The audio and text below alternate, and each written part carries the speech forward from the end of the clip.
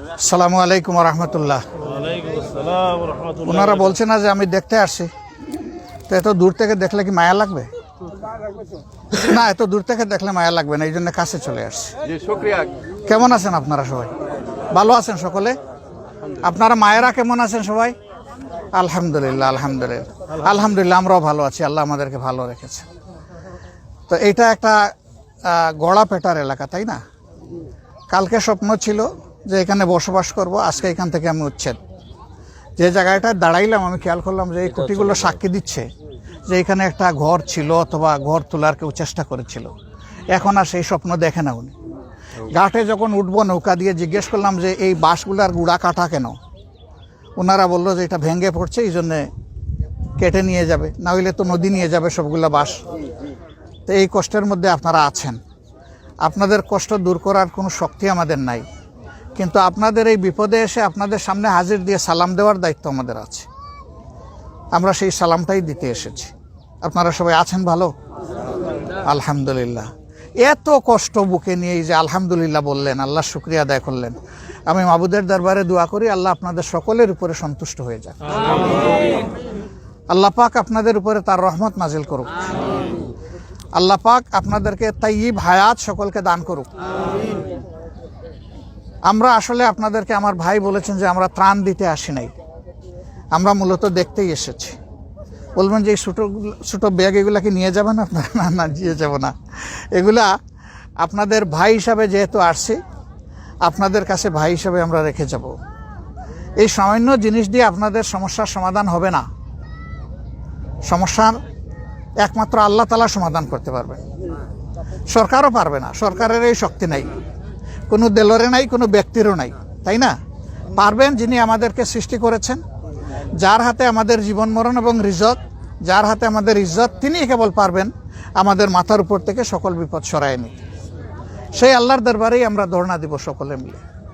জামাতে ইসলামী আপনাদেরই দল। এইটা বেলুচিস্তান থেকে এখানে আসে নাই, রাশিয়া থেকেও আসে নাই, ইন্ডিয়া থেকেও আসে নাই। এ আপনাদেরই ভাই বাতিজা, তারাই তো জামাতে ইসলামী। অতএব আপনারাই জামাতে ইসলামী, তাই না?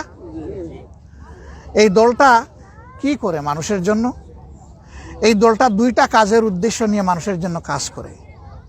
একটা হলো মানুষ হিসাবে দুনিয়ার জন্য একজন মানুষ সম্মানের সাথে বাঁচতে পারে, এবং এই রাষ্ট্রের প্রত্যেক নাগরিক, মা এবং ভাইয়েরা সবাই যেন সম্মান নিয়ে বাঁচতে পারে, এরকম একটা রাষ্ট্র চায়। আমি ছোট মানুষ হই, কিন্তু আমার জায়গায় আমি যেন একটু সম্মান পাই। আমার জন্য আল্লাহ পাক ছাড়া আর কাউকে ভয় করতে না হয়, আল্লাহ ছাড়া কারো কাছে মাথা যেন নোয়াইতে না হয়, আল্লাহ ছাড়া কারো কাছে করুণা ভিক্ষা চাইতে না হয়। আমি সেইভাবে বাঁচতে চাই। জামাতে ইসলামী এমন একটি রাষ্ট্র চায় যে রাষ্ট্রের নাগরিকেরা এরকম হবে, নারী পুরুষরা এরকম হবে। একটা বাচ্চা জন্ম নেওয়ার পরে তার নাগরিক অধিকার হচ্ছে 4-5 বছর বয়স থেকে সে সুশিক্ষা পাবে। আবার এই শিক্ষাটা হবে আল্লাহকে স্মরণ করে, ইকরা বিসমি রাব্বিকাল্লাযী খালাক। আমাদের বাচ্চাদের মুখে শিক্ষার জবান ফুটবে এই কথা বলে যে পড়ো তোমার রবের নামে যিনি তোমাকে পয়দা করেছেন। তাহলে সে তা আল্লাহকে চিনবে। আল্লাহকে যে চিনবে সে আল্লাহকে ভয় করবে।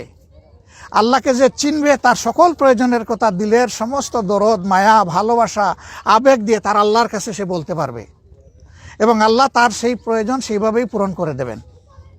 তাহলে আমাদের একটা উদ্দেশ্য হচ্ছে আমাদের দেশটাকে, এই জাতিটাকে সুন্দর করা, মানুষ যাতে ইজ্জত এবং সম্মান নিয়ে বসবাস করতে পারে। এই বাচ্চাটা যখন লেখাপড়া করে শেষ করে যুবক হবে, তখন ঘুষ দিয়ে তাকে চাকরি নিতে হবে না। আল্লাহ তাকে যে মেধার নিয়ামত দান করেছেন, শারীরিক যে যোগ্যতা দিয়েছেন, এইটার বলে যে যে কাজের উপযুক্ত ওই কাজটা তার কাছে চলে আসবে, রাষ্ট্র বাধ্য তার কাছে সেই কাজ পৌঁছে দিতে।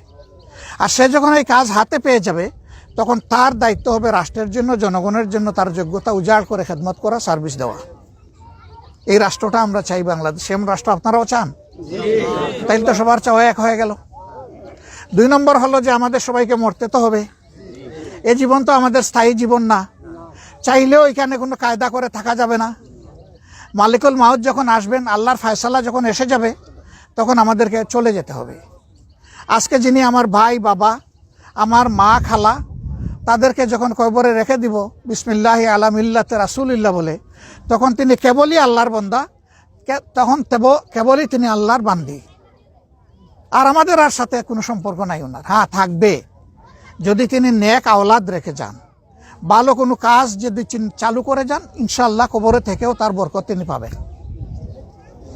ওই যে জীবনটা শুরু হবে, যে দুনিয়ায় আসলে অনেকে আমাকে বরণ করে, কিন্তু কবরে কোনো মানুষ আমার জন্য বরণ করতে অপেক্ষা করবে না, আল্লাহর ফেরেশতারা বরণ করবে।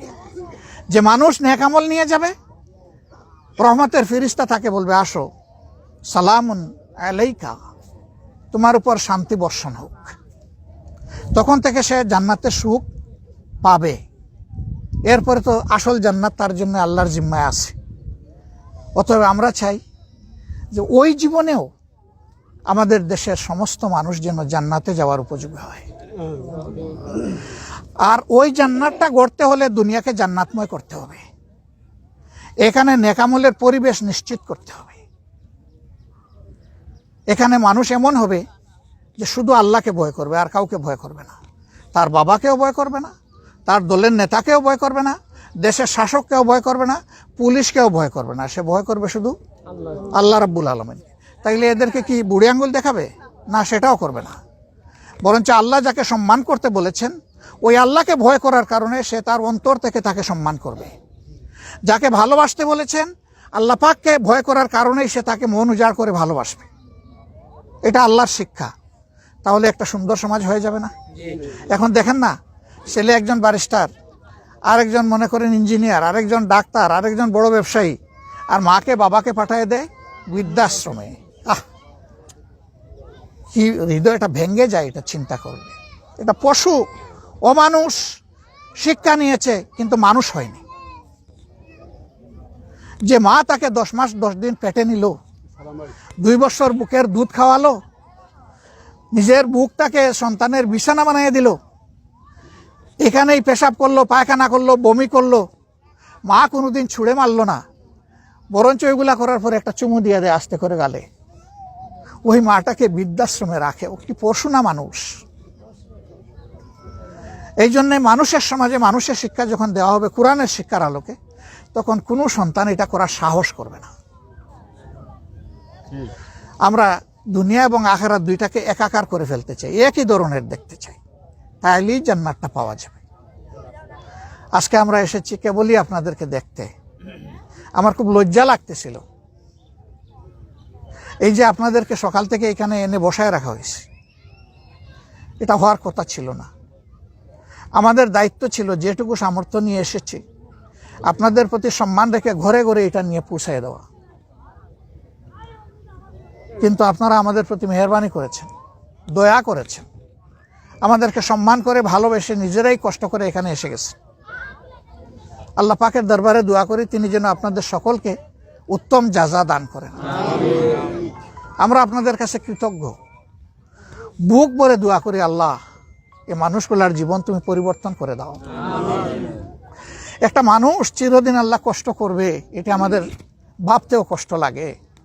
আর আমাদের মানুষের প্রতি যে মায়া, তার চাইতে অসংখ্য অসংখ্য গুণ মায়া তো তোমার আল্লাহ। তুমি তো মায়া করে আমাদের এই সবাইকে পয়দা করেছ। সেই রাব্বুল আলামিনের কাছে আমি আপনাদেরকে সাপোর্ট করলাম। আল্লাহ যেন আপনাদের সকলের অভিভাবক হয়ে যান। সামান্য জিনিস আমরা হাতে করে নিয়ে এসেছি আপনাদেরকে, যেহেতু দেখতে এসেছি। কোনো আপনজনকে দেখতে গেলে মানুষ কিছু হাতে করে নিয়ে যায়। আমরা আপনাদের আপনজন, আপনারাও আমাদের আপনজন। এটা দিয়ে বড় কোনো প্রয়োজন পূরণ হবে না, তবে আমরা পেয়ে যাব আল্লাহর আরশের ছায়া। কষ্ট করে এটা ঘরে নিয়ে যখন মুখ খুলবেন, খুলে সামান্য একটু জিনিস দেখে যখন বলবেন, আল্লাহ এ মানুষগুলা সরকারের কোনো দায়িত্ব পালন করে না, এরা কষ্ট করে নিজেদের পকেটের পয়সা দিয়ে আমাদের কাছে ছুটে এসেছে, হোক না অল্প জিনিসই আমাদের জন্য নিয়ে এসেছে, না আসলেও তো পারত। এই যে আল্লাহ আসলো, তুমি তাদের ভালো করো। এতটুকু যদি আপনাদের কাছ থেকে দোয়া পেয়ে যাই, আমাদের জীবন সার্থক হয়ে যাবে আলহামদুলিল্লাহ। জামাতে ইসলামী এরকম একটা সার্থক কল্যাণ রাষ্ট্র করতে চায় কোরআনের ভিত্তিতে। আসুন সবাই মিলে একসাথে আমরা লড়াই করি সেই রাষ্ট্রের জন্য। অনেক লড়াই তো অনেকের জন্য করেছি, অমুক দলের জন্য করেছি, অমুক নেতার জন্য করেছি। এখন আসুন আল্লাহর জন্য করি। আল্লাহর জন্য আমরা সবাই দাঁড়ায় যাই। আপনারা সবাই আল্লাহর জন্য কাজ করতে রাজি আছেন? 100 বার সালাম আপনাদেরকে। আপনাদের উপর শান্তি বর্ষণ হোক। আল্লাহ আপনাদের উপর রহমত নাজিল করুন। সকলকে তাইয়িব হায়াত দান করুন। আল্লাহ আপনাদের রিজেকে বারাকা দান করুন। মাবুদ আপনাদের সকল কষ্ট দূর করে দিন। আমাদের জন্য দোয়া করবেন, বুক ভরে দোয়া করবেন। আসসালামু আলাইকুম ওয়া রাহমাতুল্লাহি ওয়া বারাকাতুহু। তুমি সরো, এখান থেকে সরো। এখানে আর কেউ ধরবে না। আমি যেটাতে ধরবো সেটা আমি ধরবো। এরপরে যে যেটাতে ধরবে শুধু উনি ধরবেন। এক বস্তাতে 3 জন ধরবে না, 2 জন হাত দিয়ে আপনি তো পারবেন না। শক্তি আছে, পারবেন? ধরেন তো শক্ত টাকা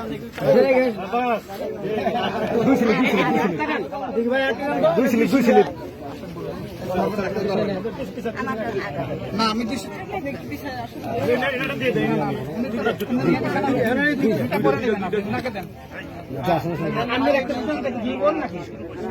দেখতে তো একই ধরনের মায়া লাগবে।